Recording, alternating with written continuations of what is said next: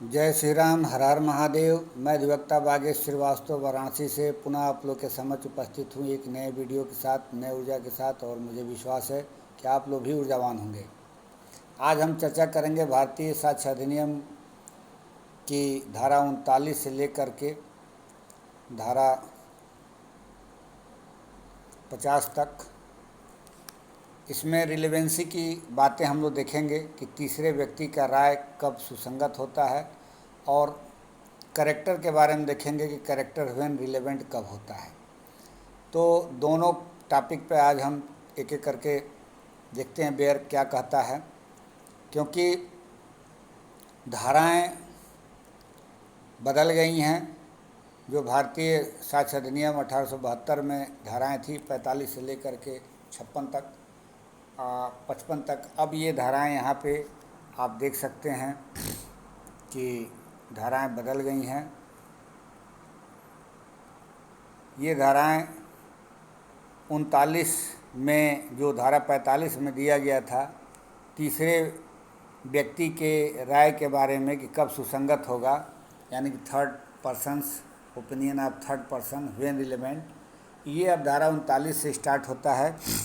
और इसमें कुछ बदलाव भी हुए हैं। जैसे केस लॉ के माध्यम से हम लोग देखे थे कि फिंगरप्रिंट के अंतर्गत जो है हाथ के उंगली चिन्हों के अंतर्गत जो है पैर के भी उंगली चिन्ह आते हैं, कई केस लॉ वगैरह में दिए गए थे।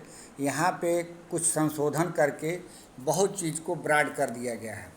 अब जैसे देखते जाएं, धारा 39 कह रहा है कि opinion of third person when relevant, opinion of expert. अब एक्सपर्ट का राय कब सुसंगत होता है। देखिए, अमूमन राय बनाने का कार्य न्यायालय का होता है, किसी व्यक्ति विशेष का नहीं होता है। लेकिन यहाँ पे एक जो पॉइंट है ये लिख रहा है कि when the court has to form an opinion upon a point. ये अपॉन ए पॉइंट शब्द का प्रयोग है, किसी ऐसे बिंदु पर जा कर के उसको लगता है कि नहीं, किसी के व्यक्ति का ओपिनियन की ज़रूरत है। और वह बिंदु क्या हो सकता है? फॉरेन लॉ, और ऑफ ए साइंस, और आर्ट, और एनी अदर फील्ड। देखिए, ये आर एनी अदर फील्ड इसमें मेंशन करके इस पूरे सेक्शन को बहुत विस्तार दे दिया गया है। मतलब न्यायालय के लिए एकदम खुला है कि किसी भी फील्ड का अगर जो कोई ऐसा बिंदु है जिस पे अपनी राय बनानी है तो न्यायालय जो है राय बना सकता है। Or as to identity of handwriting और finger impression, the opinion upon that point of person especially skilled in such foreign law, science or art or any other field are in question as to identity or handwriting or finger impression are relevant fact and such person are called expert। मतलब जो इसमें महारत हासिल रखता है उसको expert समझा जाएगा। उसके लिए ज़रूरी नहीं है कि कोई खास डिग्री हो, उसके पास योग्यता होनी चाहिए। इन सब चीज़ों में अपने ज्ञान के आधार पर न्यायालय को अब एक उस बिंदु पर जो है न्यायालय जो राय बनाना चाहता है उस पर समझा सके। अब इलिस्ट्रेशन देख लीजिए। ये कह रहा the question is whether the death of A was caused by poison, the opinion of expert as to the symptom produced by the poison by which A is supposed to have died are relevant. अब इसमें जो लक्षण पैदा हो रहे हैं विष का, जिससे उसकी मृत्यु हुई है, उसके बारे में जो भी राय होगा वो विशेषज्ञ का राय सुसंगत माना जाएगा। दूसरा इसमें भी है कि the question is whether A at the time of doing a certain act was by reason of unsoundness of mind incapable of knowing the nature of the act, और that he was doing was either wrong, what was either wrong or contrary to law. The opinion of experts upon the question whether the symptoms exhibited by a calmly show unsoundness of mind, and whether such unsoundness of mind usually renders persons incapable of knowing the nature of the acts which they do, or of knowing that what they do is either wrong or contrary to law or relevant। अब अगर जो इसमें कह रहा है कि कोई प्रश्न ऐसा है कि क्या क अमुक कार्य करने के समय चित्त विकृति के कारण उसकी प्रकृति को समझने या जो कुछ भी वो कर रहा है दोषपूर्ण या विधि के प्रतिकूल है जानने में असमर्थ था।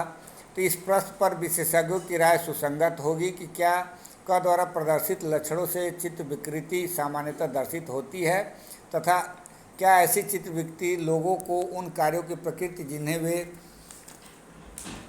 करते हैं या वह कि जो कुछ वे कर रहे हैं या वह या तो दोषपूर्ण या विधि के प्रतिकूल है जानने में प्राय असमर्थ बना देती है। तो इस प्रकार का कोई भी राय होगा तो वो सुसंगत होगा और वो ग्राह्य होगा। अब इसके बाद सी है, इसमें कह रहा है कि the question is whether a certain document was written by a another document is produced which is proved or admitted to have been written by A.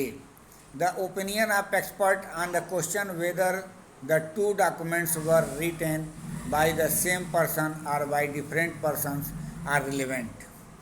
अब इसके कहने का मतलब ये है कि कोई ऐसा दस्तावेज है जो किसी व्यक्ति द्वारा लिखी गई है, यानी क नामक व्यक्ति द्वारा लिखी गई है, और एक अन्य दस्तावेज भी पेश किया जाता है जो पहले से साबित है कि उसी व्यक्ति द्वारा लिखा गया है। तो इस प्रश्न पर विशेषज्ञ की राय सुसंगत होगी कि क्या दोनों दस्तावेज एक ही व्यक्ति द्वारा या विभिन्न व्यक्तियों द्वारा लिखी गई थी। अब इसमें जो है देखिए, जो धारा 45 कैपिटल ए था उसके बारे में यहाँ पे उपधारा 2 करके जोड़ दिया गया है धारा 39 में ही। ये कह रहा है कि when in a proceedings the court has to form an opinion of any matters relating to any information transmitted or stored in any computer resource or any other electronic or digital form, the opinion of the examiner of electronic evidence referred to in section 79 capital A of the Information Technology Act 2000 is a relevant fact। मतलब जो धारा 45 capital A में बात कही गई थी कि किसी ऐसे इलेक्ट्रॉनिक साक्ष्य के बारे में कि परीक्षक की राय जो उसका एग्जामिन किया है उसका राय रिलेवेंट होगा कि नहीं होगा, तो यहाँ पे उपधारा 2 के रूप में जोड़ करके कह दिया गया है कि इसका भी राय रिलेवेंट होगा। एक्सप्लेनेशन कर रहा है कि for the purpose of this subsection an examiner of electronic evidence shall be an expert, माने वो एक्सपर्ट माना जाएगा और उसका राय भी एडमिसेबल होगा। अब आते हैं fact bearing upon opinion of expert, मतलब जो विशेषज्ञों की राय है से संबंधित कोई राय है तो क्या वो एडमिसेबल है कि नहीं है। तो यहाँ पर कह रहा है कि ये भी एडमिसेबल है। Fact not otherwise relevant are relevant if they support or inconsistent with the opinions of expert when such opinions are relevant. अब ये कह रहा है कि जो राय है ऐसा राय है जिसको कोई ऐसा फैक्ट है जिसके या तो उसको सपोर्ट कर देता है अथवा इनकंसिस्टेंट कर देता है, तो वह फैक्ट भी रिलेवेंट हो जाएगा और वो भी एडमिसेबल हो जाएगा।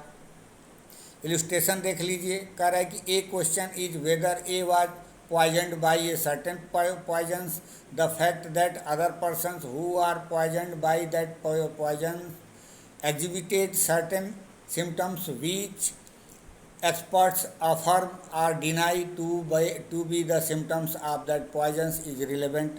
मतलब कोई ऐसा व्यक्ति है जिसको विष दिया गया था और उस विष को लेने के बाद उसके अंदर जो लक्षण आए थे तो उस लक्षण के बारे में विशेषज्ञों का क्या राय था, उसको सपोर्ट करने का या उसको डिनाई करने का, तो दोनों बातें जो है रिलेवेंट हो जाएगी। अब बी कह रहा है कि the question is whether an obstruction to a harbour is caused by a certain sea wall, the fact that other harbors similarly situated in other respects but where there were no such sea walls began to be obstructed at about the same time is relevant। मतलब इसके कहने का मतलब ये है कि कोई ऐसा बंदरगाह है जिसमें कोई बाधा आती है वो समुद्र भित्ति के कारण आई हुई है और यह भी तथ्य सुसंगत होगा कि अन्य बंदरगाह जो हैं अन्य दृष्टियों से वैसी स्थिति थी किंतु वहाँ पर समुद्र भित्तियाँ नहीं आई थी और लगभग उसी समय बाधित हुआ था। तो कोई ये फैक्ट जो है रिलेवेंट हो जाएगा, मतलब ये किसी बात को लेकर के या तो डिनाई कर रहा है यानी कि सपोर्ट कर रहा है, या तो उसको कंसिस्टेंट कर रहा है, इनकंसिस्टेंट कर रहा है या कंसिस्टेंट कर रहा है। तो दोनों बातों को ये कह रहा है कि यदि कोई राय है और राय किसी ऐसा कोई उसको फैक्ट आ रहा है जो कि उस राय को ही या तो सपोर्ट कर दे या तो इनकंसिस्टेंट कर दे, तो वह फैक्ट भी एडमिसिबल हो जाएगा। अब इसके बाद धारा 41 में देखिए कर opinion as a handwriting and signature when relevant, मतलब हस्तलेख के बारे में राय कब सुसंगत होता है। तो इसके बारे में देखिए, अभी तो उधर विशेषज्ञ के बारे में बताया गया था कि जो इसमें विशेषज्ञ होगा धारा 39 में उसकी राय रिलेवेंट हो जाएगी।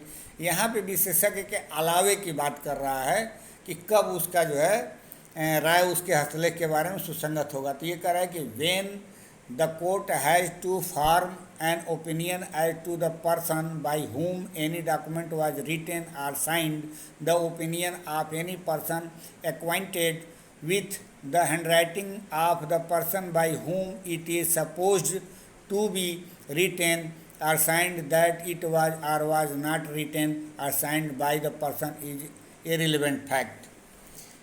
यह इसके कहने का मतलब ये है कि न्यायालय में यदि यह राय बनाना हो न्यायालय को कि कोई दस्तावेज किस व्यक्ति ने लिखी या हस्ताक्षरित की थी, तो उस व्यक्ति का जो हस्तलेख है जिसके द्वारा वह लिखा गया, हस्ताक्षर किया गया, अनुमानित किया जा रहा है, किसी परिचित व्यक्ति की राय कि वह उस व्यक्ति द्वारा ही लिखा गया, हस्ताक्षरित किया गया था अथवा लिखा या हस्ताक्षरित नहीं किया गया था, सुसंगत तथ्य है।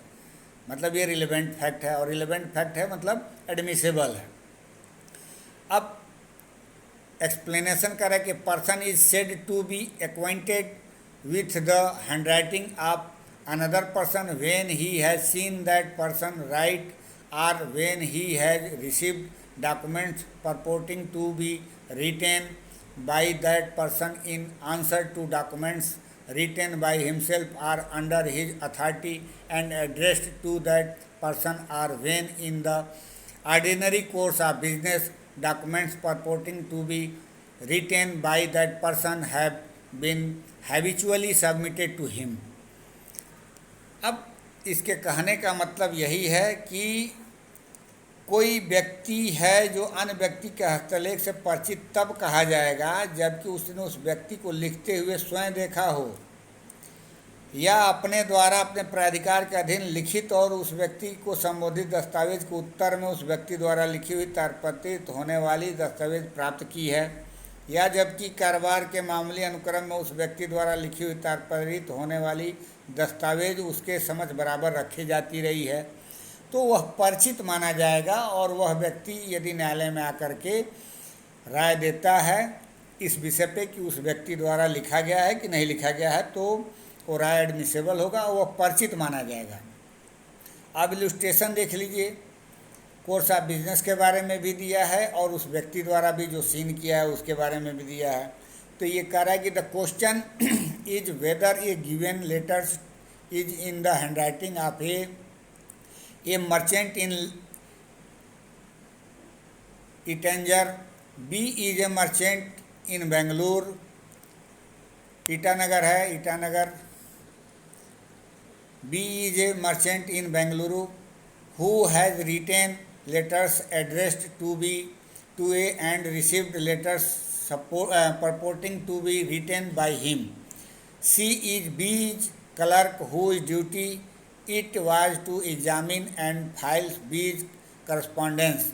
D is B's broker to whom B habitually submitted the letters purporting to be written by A for the purpose of advising him thereon. The opinion of B, C and D on the question whether the letters is in the handwriting of A are relevant, though neither B, C nor D ever saw a right. अब देखिए, भले ही B, सी और D ने ए को लिखते हुए नहीं देखा है, लेकिन वो उस राइटिंग से बराबर कोर्स ऑफ ड्यूटी जो है उसमें during the course of duty के अधीन राइटिंग को देखते चले आए हैं, तो इनको परिचित माना जाएगा और परिचित होने के नाते उस हस्तलेख के बारे में अपनी राय दे सकते हैं कि क्या उसी व्यक्ति द्वारा यह लिखा गया था कि नहीं लिखा गया था, भले ही उन्होंने देखा नहीं हो। दूसरा इसका उदाहरण कह रहा है कि when the court has to form an opinion as to the electronic signature of any person, the opinion of the certifying authority which has issued the electronic signature certificate is a relevant fact. देखिए, जो धारा 47 क में दिया गया था कि electronic चिन्ह के बारे में राय कब सुसंगत है, तो जो प्रमाणकर्ता अधिकारी होता है उसका, जिसने इलेक्ट्रॉनिक चिन्ह जारी किया था, तो प्रमाणकर्ता प्राधिकारी का जो राय होगा वो इलेक्ट्रॉनिक चिन्हक प्रमाण पत्र के जो जारी किया गया उसके तथ्य के बारे में सुसंगत होगा। तो धारा 47 कैपिटल ए को हटा करके यहाँ पे उसी का स्थान पर उपधारा 2 जोड़ दिया गया है। धारा 41 का उपधारा 2 जोड़ा गया है और उसमें जो धारा 47 कैपिटल ए में बातें कही गई थी उसको यहाँ हुबहू रख दिया गया है। अब इसके बाद से आ रहा है कि opinion as to existence of general custom or right when relevant. अब अधिकार या रूढ़ी के अस्तित्व के बारे में राय कब सुसंगत होगी, जो धारा वहाँ पे 48 में दिया गया था वो यहाँ धारा 42 में मेंशन है। ये कह रहा when the court has to form an opinion as to the existence of any general custom or right, the opinions as to the existence of such custom or right of person who would be likely to know of its existence if it existed are relevant। तो उस व्यक्ति का जो इस custom के बारे में या राइट के बारे में जानता हो, जनरल कस्टम के बारे में, और उसकी राय जो है सुसंगत होगी यदि उसके बारे में वो जानकारी रखता है। तो अब एक्सप्लेनेशन कर रहा है कि the expression general custom or right includes customs or rights common to any considerable class of person.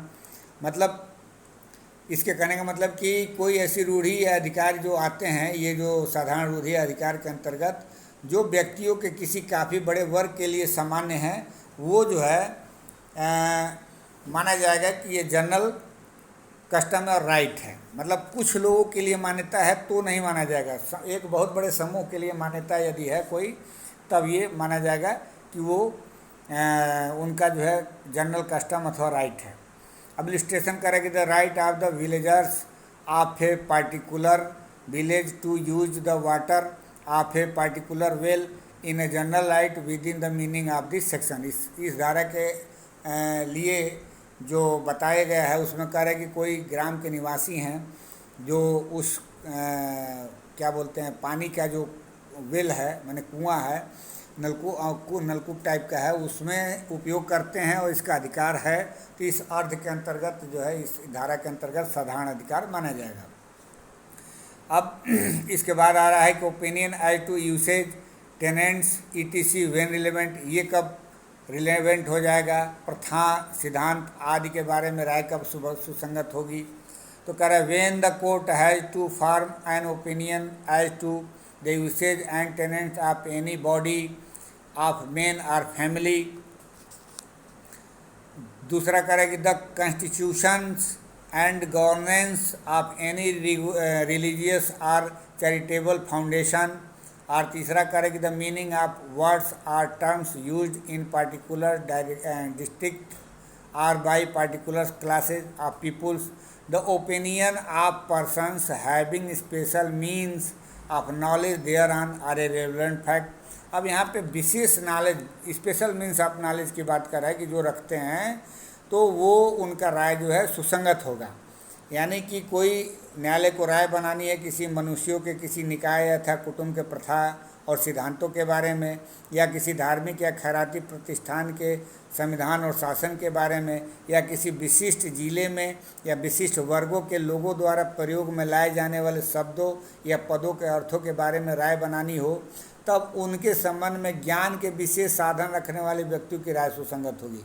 यहाँ ये शब्द नोट करने वाला है कि ज्ञान के विशेष साधन रखने वाले, special means of knowledge thereon, उनका जो स्टेटमेंट होगा वो रिलेवेंट होगा। अब धारा 44 कह रहा है कि opinion on relationship when relevant. अब नातेदारी के बारे में राय कब सुसंगत है, तो ये कह रहा है कि when the court has to form an opinion as to the relationship of one person to another, the opinion expressed by conduct as to the existence of such relationship by any person who as a member of the family और otherwise has special means of knowledge on the subject is a relevant fact. यहाँ पर भी ये बात कह रहा है कि अगर जो कोई नातेदारी के बारे में राय सुसंगत बनानी है तो उस व्यक्ति द्वारा जिसके पास स्पेशल मीन्स ऑफ नॉलेज हो, यानी कि इनके संबंध में विषय के बारे में ज्ञान के विशेष साधन हो, उसी व्यक्ति का राय जो है रिलेवेंट होगा। अब इसमें ये कह रहा है प्रोविजो में कि provided that such opinion shall not be sufficient to prove a marriage in proceedings under the Divorce Act 1869 or in prosecutions under section 82 and 84 of the Bharatiya Nyaya संहिता 2023।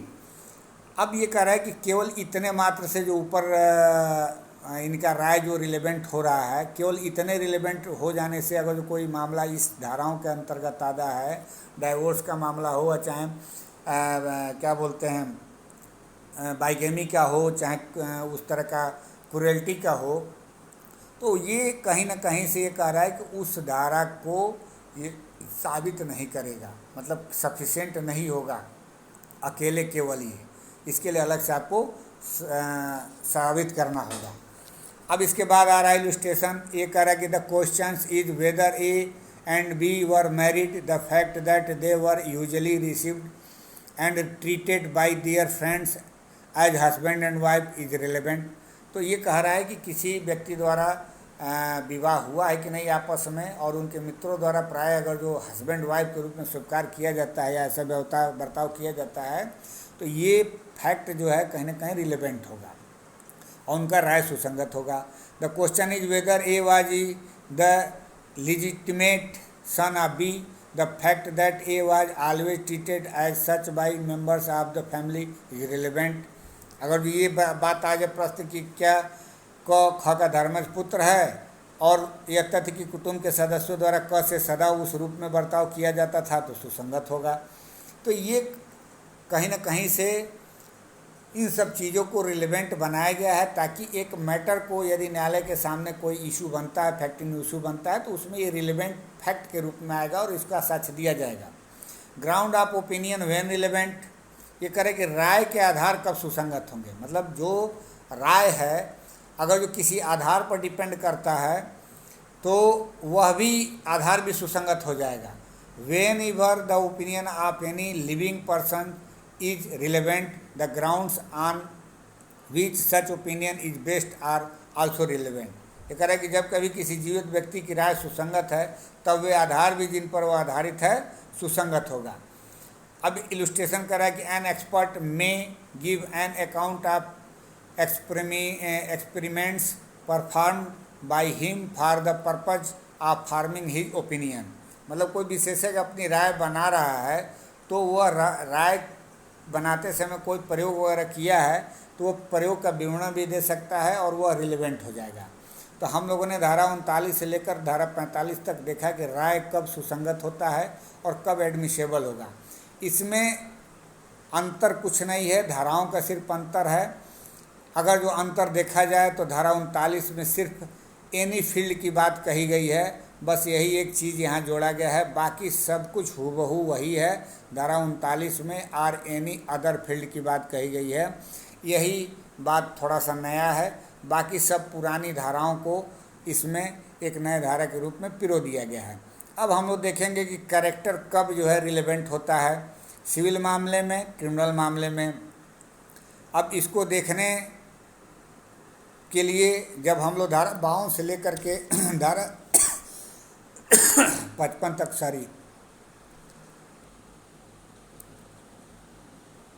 55 तक में भारतीय साक्ष्य अधिनियम 1872 में दिया गया था, जो कि राय के बारे में बताता है कि कब सुसंगत होगा, कब विसंगत होगा।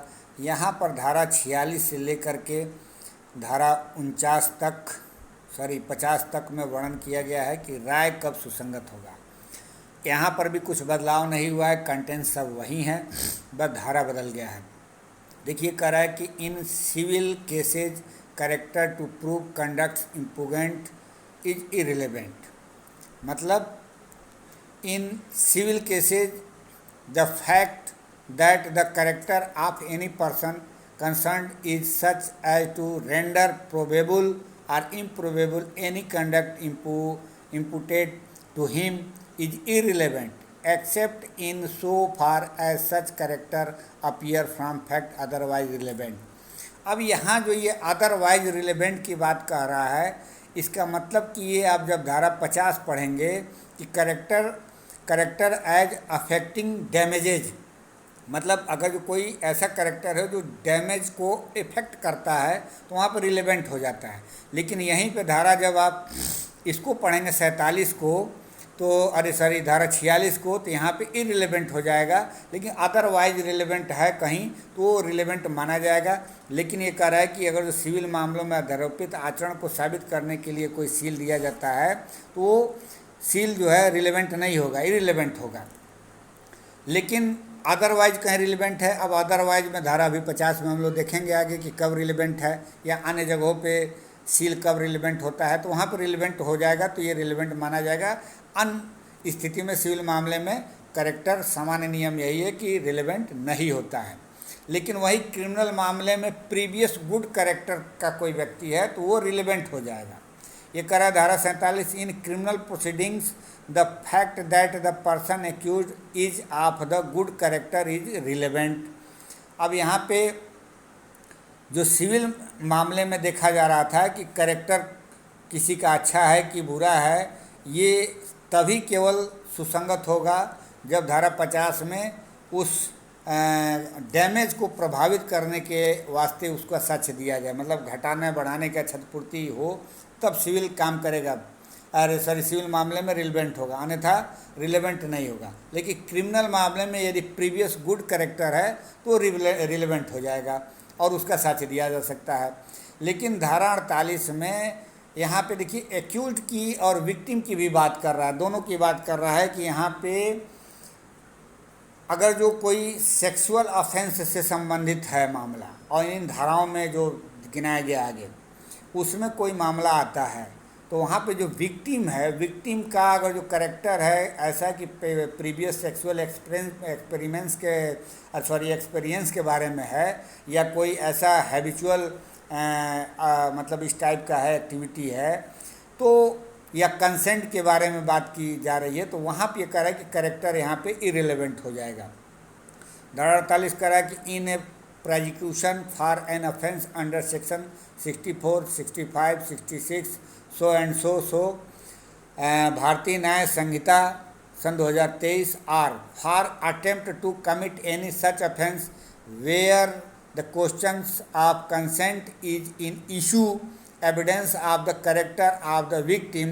अब देखिए यहाँ evidence of the character of the victim की बात कर रहा है, न कि किसी व्यक्ति की बात कर रहा है, मैंने अभियुक्त की बात कर रहा है। अभियुक्त का गुड करेक्टर तो आगे रिलेवेंट कर ही दिया है, लेकिन यहाँ विक्टिम के बारे में बात कर रहा है कि victim or such persons previous sexual experience with any person shall not be relevant on the issue of such consent or the quality of consent. इसके बारे में यहाँ पर सुसंगत नहीं होगा यदि प्रश्न यह है कि विवाद हो कि पीड़िता के सील या ऐसे व्यक्ति का किसी व्यक्ति के साथ पूर्व लैंगिक अनुभव का साक्ष्य ऐसी सम्मति या सम्मति की गुणवत्ता के मुद्दे पर सुसंगत नहीं होगा, इस पे साक्ष्य नहीं दिया जाएगा। बाकी के अन्य चीज़ों पे साक्ष्य दिया जाएगा। अभियोजन के द्वारा या प्रोसिक्यूशन के द्वारा इस बात को नहीं उठाया जाएगा कि उसका कंसेंट था, मतलब कंसेंट के लिए यहाँ पे कोई जो है वो नहीं दिया जाएगा, साक्ष्य नहीं दिया जाएगा, या प्रीवियस कोई सेक्सुअल एक्सपीरियंस है उसके बारे में कोई साक्ष्य नहीं दिया जाएगा। अब देखिए यहाँ पे आ रहा है कि previous bad character not relevant accept in reply. जो वहाँ पे धारा 54 में हम लोग भारतीय साक्ष्य अधिनियम 1872 की धारा 54 में पढ़े थे 54 में कि कब जो है प्रीवियस करेक्टर रिलेवेंट नहीं है, लेकिन अगर जो वो रिप्लाई की उसका किया जाता है, जवाब दिया जाता है, तो वो सुसंगत हो जाता है। हम लोग प्रीवियस गुड करेक्टर को तो रिलेवेंट देख लिए हैं, लेकिन प्रीवियस बैड करेक्टर जो है सामान्यतः रिलेवेंट नहीं होता है, लेकिन ज्यों ही उसके उत्तर में कोई जवाब दिया जाता है तब वो रिलेवेंट हो जाता है। यही धारा 49 कह रहा है, in criminal proceedings the fact that the accused has a bad character is irrelevant unless evidence has been given that he has a good character, in which case it becomes relevant. मतलब ये तब relevant बन जाएगा जब उसके जवाब में कोई उत्तर दिया जाता है तब। अब यहाँ पे एक्सप्लेनेशन क्या कह रहा है, this section does not apply to cases in which the bad character of any person is itself a fact in issue. यदि कोई bad character fact in issue ही है तो उस पर दिया जा सकता है, चाहे वो पूर्व का सच करेक्टर के बारे में, बैड करेक्टर के बारे में है, या जो है गुड करेक्टर के बारे में। अगर जो fact in issue he character हो गया है तो बैड करेक्टर के बारे में उसमें साक्ष्य दिया जा सकता है। अब एक्सप्लेनेशन 2 करा कि previous conviction is relevant as evidence of bad character, मतलब पूर्व दोष सीधी बुरे सील के साक्ष्य के रूप में सुसंगत हो जाता है। तो यहाँ पर हम लोगों ने देखा, अब धारा 50 में कह रहा है कि करेक्टर है अफेक्टिंग डैमेजेज। डैमेज यानी नुकसानी पर प्रभाव डालने वाला सील कब जो है सुसंगत हो जाता है। तो कह रहा है कि in civil cases the fact that the character of any person is such as to affect the amount of damages which he are to receive is relevant. मतलब कोई ऐसा सिविल मामला है और यह तथ्य है कि किसी व्यक्ति का सील ऐसा है जिससे नुकसानी की रकम पर जो उसे मिलनी चाहिए प्रभाव पड़ता है, वो सुसंगत हो जाएगा। अब एक्सप्लेनेशन कर रहा है यहाँ पे कि in this sections and sections 46, 47, 49 the words character includes both reputation and disposition, but except as provided in section 49, evidence may be given only of general reputation and general disposition and not of particular act by which reputation or disposition has been shown। अब इसके कहने का मतलब जो ये धारा 46, 47, 49 में जो बातें कही गई हैं ख्याति और करेक्टर के बारे में, तो करेक्टर के अंतर्गत ख्याति और स्वभाव दोनों आता है। लेकिन जो धारा 49 है, 49 में जो बंदित है उसके सिवाय जो धारा 49 में, इसमें अभी हम लोगों ने पढ़ा है धारा 49 में कि प्रीवियस बैड करेक्टर के बारे में और इन सब चीज़ों के बारे में, तो ये कह रहा है कि धारा 49 में जो बातें कही गई हैं केवल उसके सिवाय केवल साधारण ख्याति और साधारण स्वभाव का ही, न कि ऐसे विशिष्ट कार्यों का जिनके द्वारा ख्याति या स्वभाव दर्शित हुए थे, साक्ष्य दिया जा सकेगा। तो यहाँ पर हम लोगों ने धारा 39 से लेकर के धारा 50 तक एक्सप्लेन किया और नए अधिनियम के बारे में आप लोग को ज्ञान अर्जित हुआ। मुझे विश्वास है कि आप लोग को मेरी बात ज़रूर समझ में आई होगी। बेयर एक्ट एक बार ज़रूर पढ़ लीजिएगा, और अभी तक मेरे इस चैनल को आप नहीं सब्सक्राइब किए हैं तो कृपया मेरा निवेदन है कि इसको आप सब्सक्राइब कर लें, बेल आइकन पर क्लिक कर दें, ताकि जब भी मैं कोई वीडियो इस प्रकार का बनाऊं या अपलोड करूं तो आपको इसकी सूचना तुरंत मिल जाए। और अधिक से अधिक लोगों को शेयर करें ताकि ये नया अधिनियम है, अधिक से अधिक लोग इसका नॉलेज ले सकें। मिलते हैं अगले टॉपिक पर नए वीडियो के साथ, तब तक के लिए इजाज़त दीजिए। धन्यवाद।